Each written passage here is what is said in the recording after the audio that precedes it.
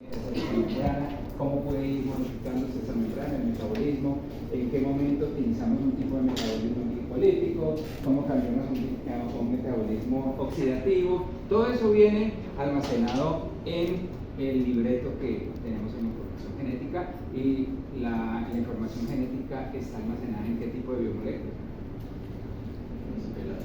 ADN. En ácidos nucleicos, ¿cierto? En la vida son de carácter ácido desoxirribonucleico, pero no quiere decir que los otros ácidos nucleicos no funcionen, claro que funcionan.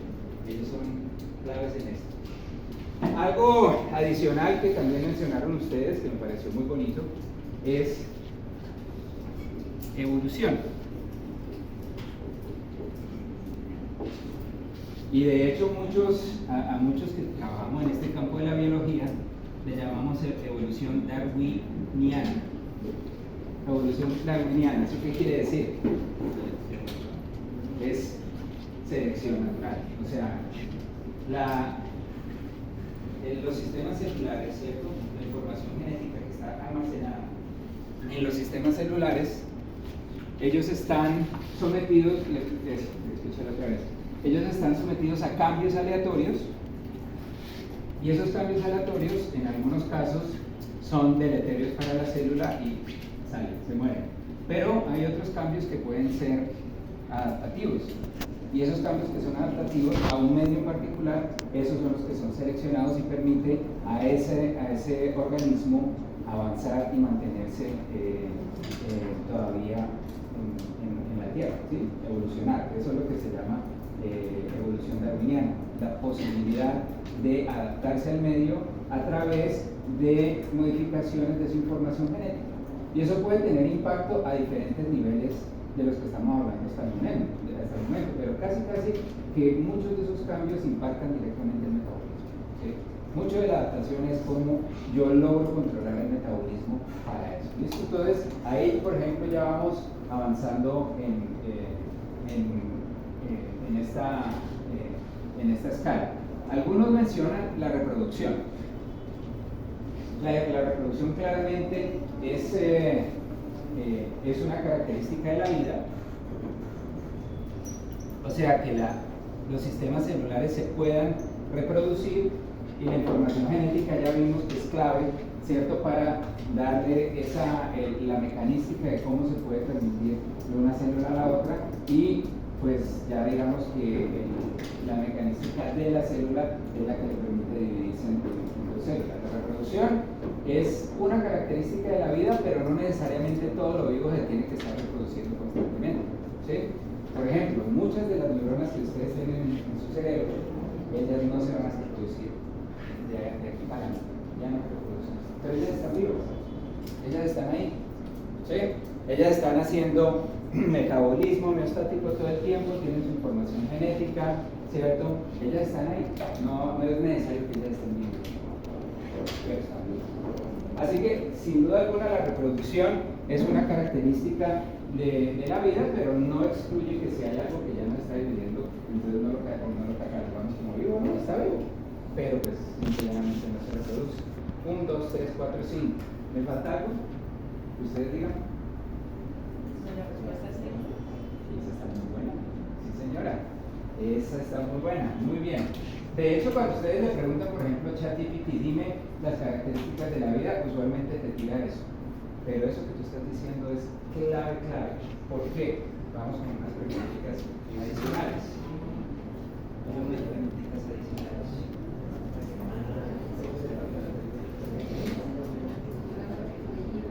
Bueno, vamos allá. Vamos. A ver, denme un ejemplo de bioelemento. Bioelemento. De ahí miren, de un ejemplo de bioelemento. ¿Sí? Un ejemplo de bioelemento, el que se le tiene a ustedes. ¿Dan un ejemplo de bioelemento? ¿Qué es un bioelemento? Glucosa. La vida. ¿Qué? Son los elementos que se encuentran que son característicos en la vida. Por ejemplo, ¿el arsénico es un bioelemento? No. Pero Glucosa. si se mete a los sistemas biológicos, lo jode. Por eso la contaminación ambiental ¿cierto? Ah, no, es un Tenemos bioelemento. mucho de minería que está tirando arsénico a las aguas y nos está intoxicando. Pero entonces, bioelemento, a ver, oxígeno, nitrógeno, calcio, muy bien. ¿Agua es un bioelemento? No es un bioelemento. Agua ya es una molécula, ¿no es verdad? No es un bioelemento.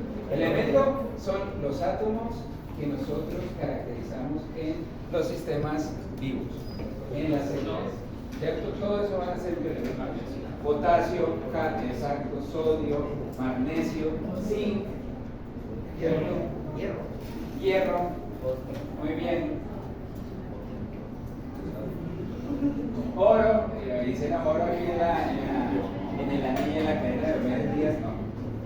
Bueno, ahora, cambio de tercio. ¿Cuál es la característica común a todas las biomoléculas? ¿Cuál es la característica común a todas las biomoléculas? ¿Carbono? La característica común a todas las ¿Que biomoléculas. contienen carbono? ¿No? Sí, ¿cuál es la característica? ¿Qué es lo que caracteriza? Ahora estamos hablando de biomoléculas. Las biomoléculas. ¿Los enlaces de carbono? ¿Sí? Que son formadas. Mira, aquí tiran un dato bueno, mira que es bueno muchas veces preguntar, alguien nos va a contar una historia interesante, pero es triste. Y se necesita que ustedes, los microbiólogos que salen de esta escuela, ayuden a entender a los médicos de los hospitales un asuntillo acerca de las células. Pero es importante. A ver, me pregunta, ¿el agua es una biomolécula? No, pero el agua es fundamental para la vida, pero no es una biomolécula. Y eso está bueno porque nos lleva a la pregunta, ¿qué caracteriza? ¿Qué es lo que caracteriza a todas las biomoléculas? Son esenciales para el funcionamiento biológico de la vida, no necesariamente porque el agua es esencial para el funcionamiento de la vida. Solubilidad, tienen carbono, por ahí vamos viendo, pero no necesariamente, porque les voy a contar una molécula que de pronto ustedes han escuchado, ¿cierto? ¿Esta la conocen? ¿El dióxido de carbono? Sí. El dióxido de carbono no es una molécula, pero resulta que sí hace parte, es esencial, se produce, se genera, pero no es gaseoso, ¿sí? Las biomoléculas, a ver, ¿qué más me dice por aquí? Orgánicas poseen enlaces de carbono, están compuestas por elementos, ya vamos viendo, sí, señores. Entonces, las biomoléculas tienen en común que todas son producidas por los organismos vivos. ¿Sí? Son esas moléculas que sí sabemos que sí las producen exclusivamente los organismos vivos. Por ejemplo,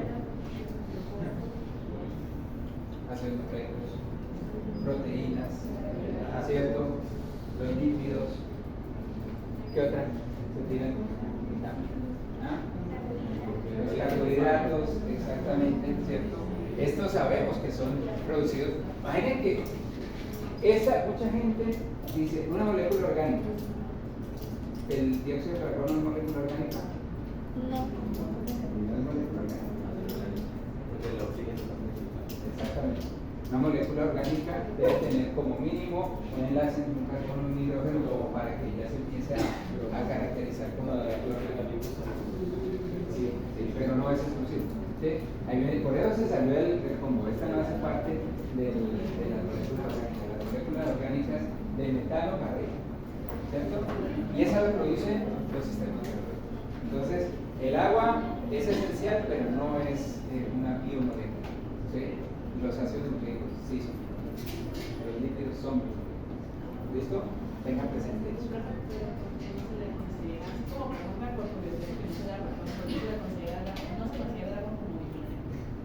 Bueno, si bien es cierto que nosotros podemos generar el agua en muchos procesos, ¿sí?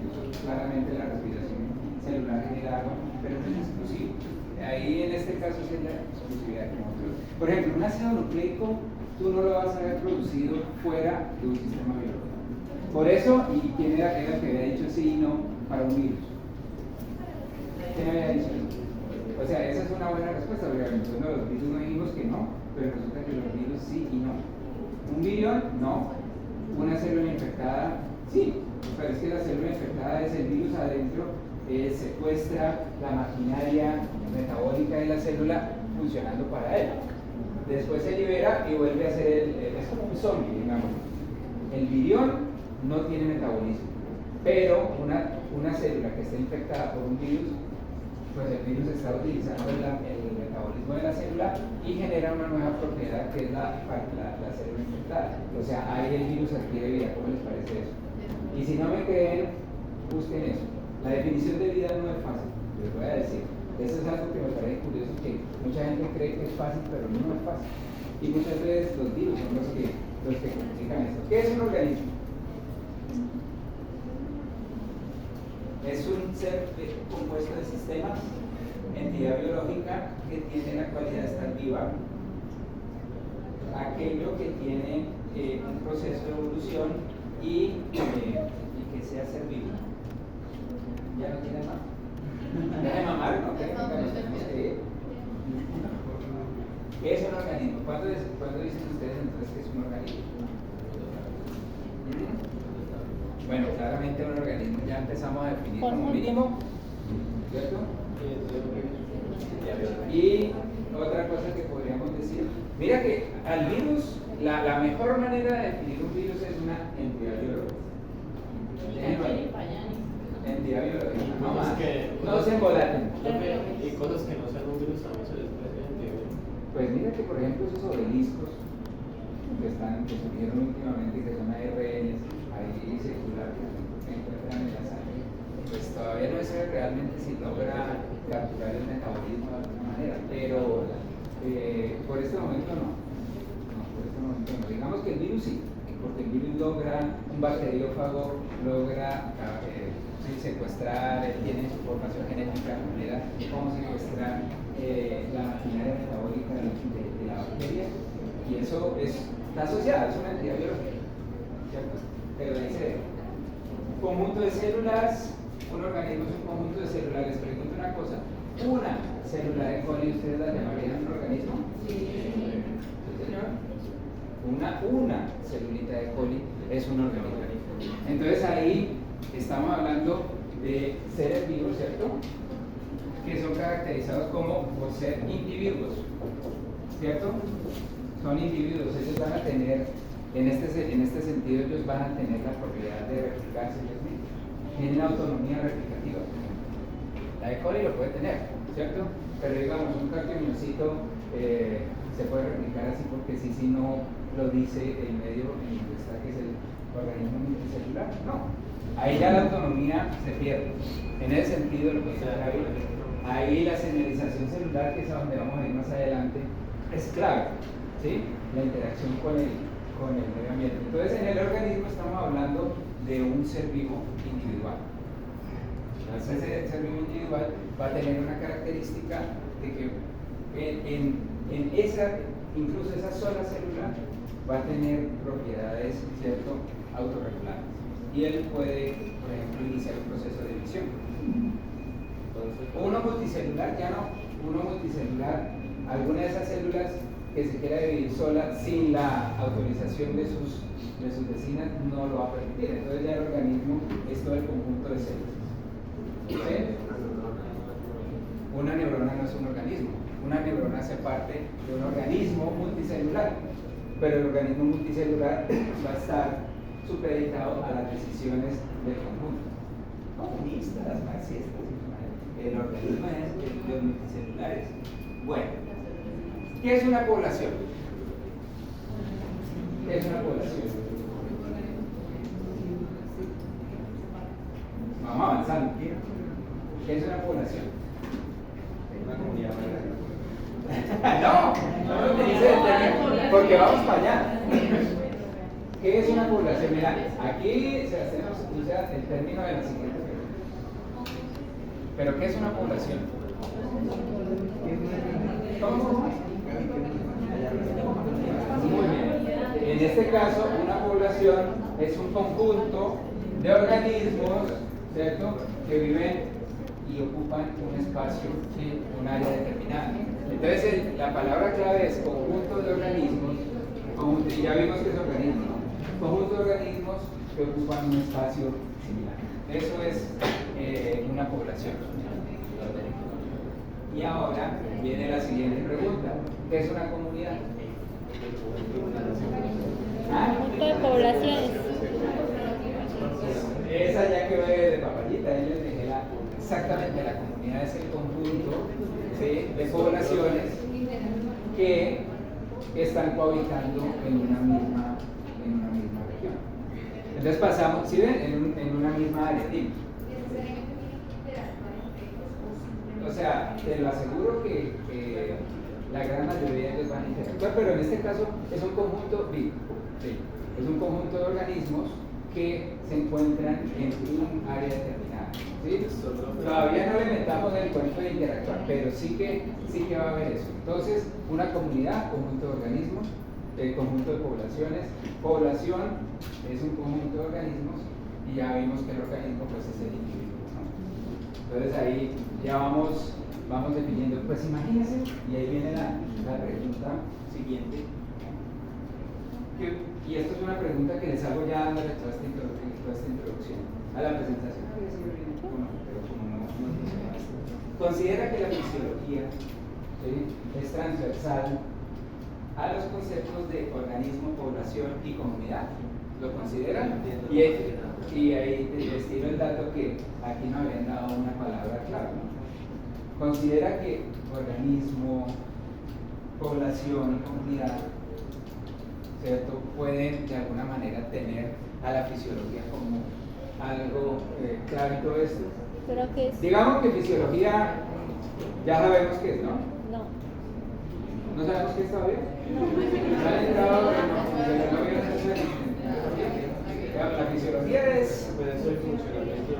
Exacto. La fisiología, en este caso la fisiología, estudia la función y la mecánica de un sistema, en este caso el sistema celular, de los sistemas celulares. ¿Cómo funciona? ¿Cierto? ¿Cómo está funcionando esto? Y qué mecanismos regulan esa función, ¿cierto? ¿Cómo se mantiene usualmente en un tiempo? ¿Cómo se mantiene estable? ¿Cómo cambia, ¿cierto?, estas funcionalidades adentro de una célula? Creo que también cómo interactúa entre distintos sistemas. Bueno, entonces ahí viene mi pregunta. ¿Sí creen que la fisiología puede tener de alguna manera que ver con esto que les estoy diciendo, con estas definiciones? Porque esas definiciones tienen algo bien bonito y bien interesante. Pues todo esto ha sido el proceso de la evolución. Justamente la evolución ha generado este tipo de complejidad. Aquí nos dicen, sí, sí, es la clave para la comprensión de dichos conceptos y la relación entre ellos. Es esencial para comprender las características de los mismos. Pero entonces, ¿cómo? ¿Cierto? ¿Cómo? Aquí está ahorita el profesor Germán al frente de ustedes contándoles toda la historia de lo que es el programa de fisiología, pero el profesor tiene un área de conocimiento, experticia, que es la biología ambiental, la microbiología ambiental. La microbiología ambiental lo que está haciendo es estudiando comunidades microbianas en suelos. Por ejemplo, él tiene un proyecto en este momento que se estudia las comunidades microbianas en suelos del páramo y las compara con las comunidades microbianas en suelos de otras regiones a diferentes niveles altitudinales, y claramente se encuentran diferencias que son sustantivas significativas. Se encuentra el crecimiento de ciertas poblaciones bacterianas versus otras, dependiendo de la altura, dependiendo del tipo de suelo, dependiendo de los elementos que estén disponibles, ¿sí? Y esto claramente explica mucho, y se explica mucho única y exclusivamente desde la manera en que ella se comunica, ¿cierto?, para regular su metabolismo homeostático, ¿sí? Esto es clave. El metabolismo homeostático, el metabolismo en general, pues va a definir el tipo de comunidad. Eso va a ser así, ¿cierto? Y entonces la cuestión es que para esto que les estoy comentando, algo fundamental es que ellos se deben comunicar. Y esa fue la parte que le olvidé a ChatGPT.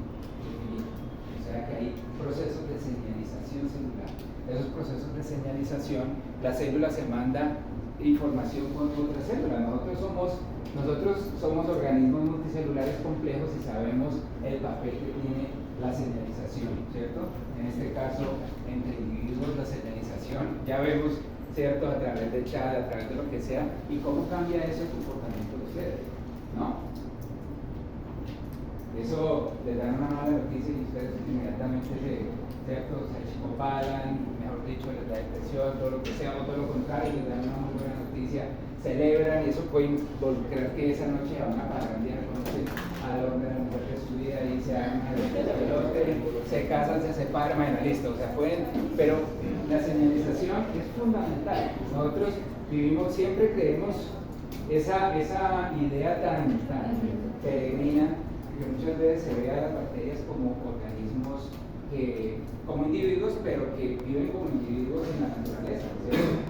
Pero eso no es cierto. Están viviendo en comunidades. Nosotros vivimos en comunidades.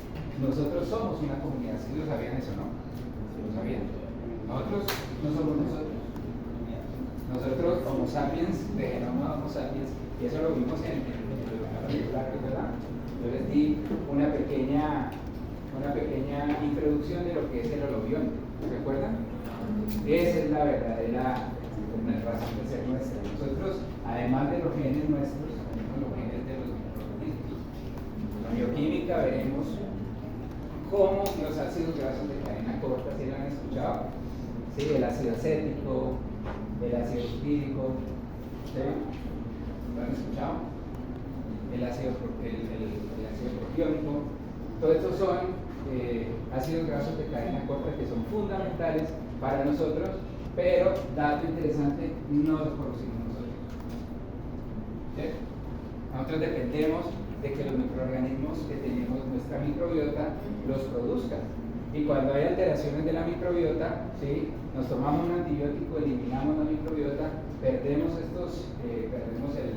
los seres que están produciendo esos metabolitos, y hasta ahí llegamos. O sea, ahí empieza, esa puede ser una explicación de muchos mecanismos, por ejemplo, inflamatorios, que lo van a ver con la profesora Marta Lucía, ¿sí?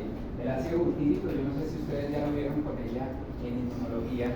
El ácido butírico es un factor que puede inhibir las histonas de acetilasa, impactan directamente en la epigenética de la célula. ¿Sí? Es una cosa interesante. Realmente estos son datos que en nosotros están generando pues un escándalo. Dios mío, en serio, las bacterias hacen todo eso, la microbiota, pero los microbiólogos hace rato habían descubierto eso. Lo que pasa es que es la idea de que como hemos aislado las bacterias, entonces se cree que y ellas pueden vivir solitas, muchas pueden vivir solas en un plato de cultivo, ¿cierto? Llegan, las ponen, ahí ven las colonias, entonces creen que ellas pueden vivir solas, pero las bacterias en el medio ambiente, ellas no están viviendo solas, ellas están viviendo en una comunidad, y la comunidad, usualmente la comunidad es una comunidad de intercambio de metabolitos. Es literalmente como hacemos nosotros a nivel mundial de intercambio económico, pues allá es de intercambio metabólico. ¿Sí? Bueno, tú me das que es un producto desecho, este me sirve a mí, yo lo puedo utilizar, el hidrógeno que estoy produciendo acá, yo lo utilizo para generar este otro compuesto. Entonces todo el tiempo se están transando. La moneda de comunicación entre las células claramente son biomoléculas, son bioelementos que se pueden estar intercambiando unos con otros, ¿cierto? Y eso es lo que mantiene una comunidad estable, ¿cierto? Llega algún elemento externo al sistema, puede perturbar esto y se descompone, y ahí vemos, por ejemplo, que el ecosistema empieza a deteriorarse, y muchas veces el deterioro del ecosistema puede ser por el deterioro de la comunidad microbiana que está ahí. Por eso es interesante, ¿sí? En los alimentos también. Esto es algo que un bacteriófago les puede infectar una bacteria en una comunidad, una bacteria clave, y se pierde toda esa comunidad, y ya el quesito ya no le salía como era, pues, porque se perdió esa bacteria, pues estaba el bacteriófago, pero las demás estaban ahí y ya no les por eso.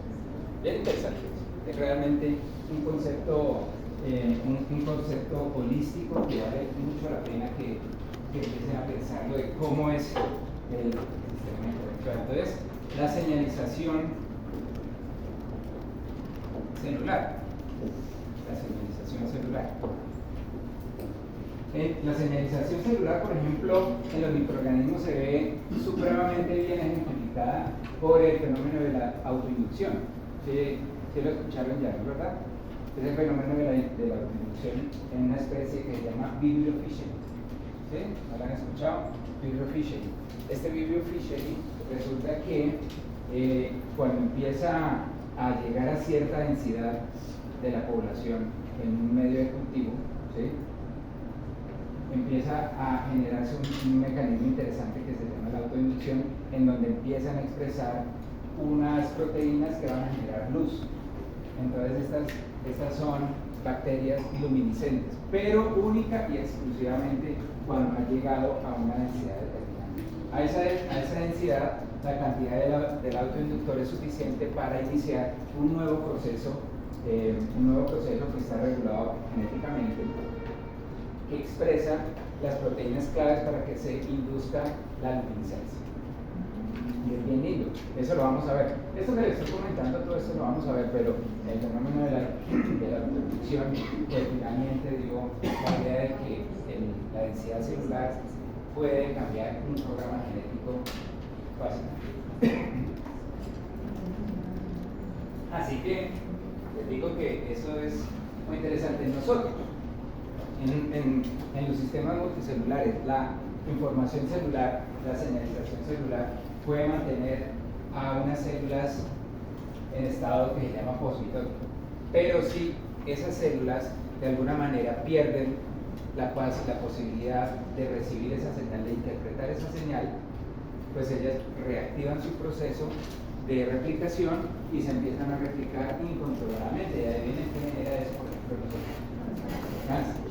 El cáncer muchas veces es un proceso en donde alguno de los mecanismos, ¿no? Está el emisor, ¿cierto? Y está el receptor, ¿cierto? El emisor manda la señal, el receptor la recibe, interpreta y lo transduce hacia el interior de la célula. Y en ese caso no se divide. Pero si por alguna razón este receptor es incapaz de ser controlado por el emisor, o el receptor de alguna manera está actuando de manera autocatalítica, por ejemplo, sin tener la propiedad de ser apagado por el emisor, pues entonces los procesos que se van a generar aquí ya no dependen de lo que las otras células le digan. Y hasta ahí llegamos, ¿no? Ahí llega el cáncer. ¿Cómo?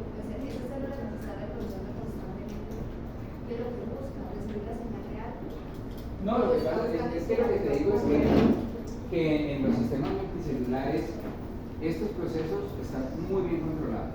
Y cuando te dicen para de dividirte, si se recibe la señal que te dice para de dividirte, pues ellas simplemente van a retomar el proceso de replicación y van a seguir dividiéndose controladamente.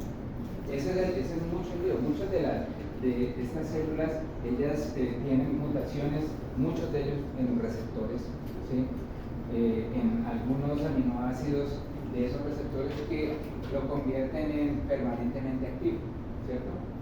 Entonces ya incluso si el emisor está ahí diciendo apaguen, el receptor sigue trabajando sin ningún problema. Y ahí claramente el sistema va a fallar, ¿no? Porque esta célula se va a empezar a replicar, va a consumir fuentes energéticas y finalmente el organismo va a morir.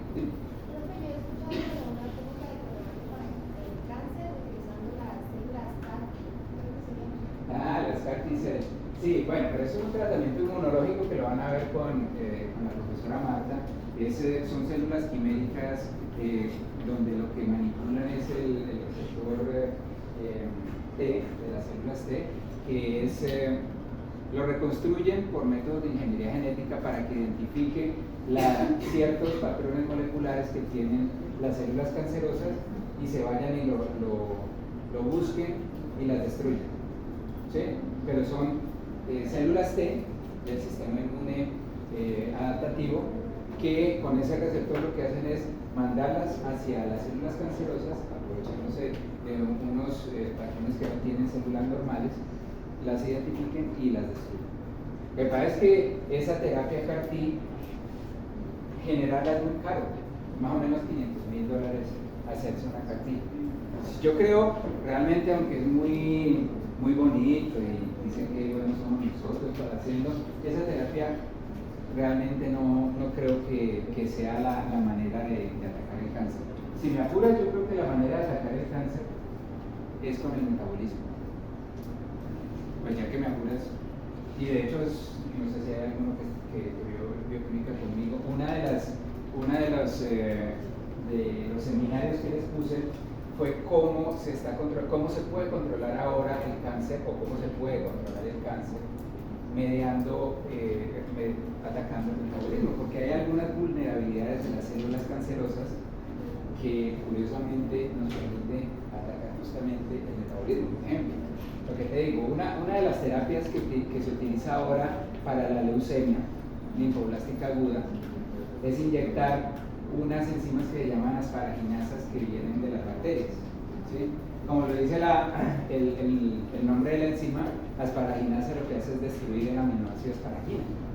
Entonces se inyecta en la sangre de los pacientes una enzima de coli y esa asparaginasa empieza a cortar las asparaginas. Ustedes dicen, ¿y eso por qué? Porque resulta que las células, los linfoblastos tumorales, ellos carecen de la enzima que es capaz de sintetizar asparagina. La asparagina es un aminoácido no esencial en nosotros, pero en las células cancerosas se apaga, la síntesis de ese gen no se produce. Entonces estas células se vuelven dependientes de la asparagina, ¿sí? Entonces si tú le eliminas la entrada de asparagina con la asparaginasa, estas células van a morir.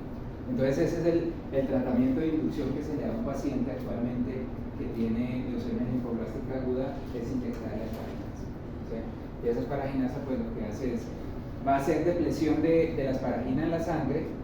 Los linfoblastos, como no pueden producir, generar asparagina de otro aminoácido que se llama el ácido aspartico, pues mueren. Mientras que las células normales, que también necesitan asparagina, ellas pueden producir asparagina por una enzima que es capaz de transformar el ácido aspartico en asparagina.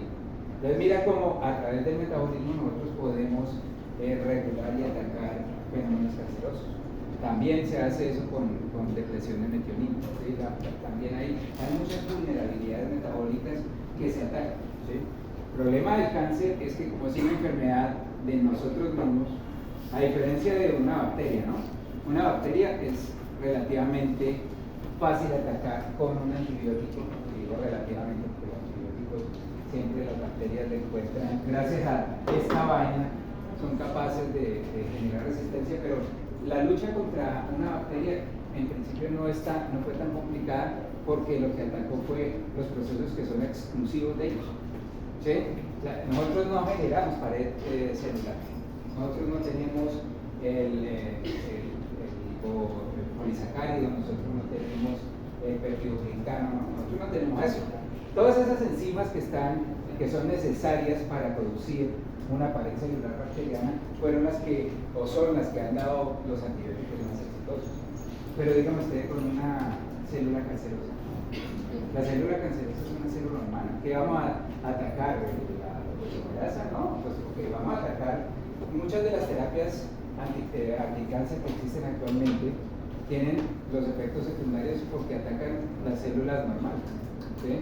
Entonces lo que nosotros ahora hacemos es buscar las vulnerabilidades metabólicas de estas células para tratar de afectar el metabolismo de ellas.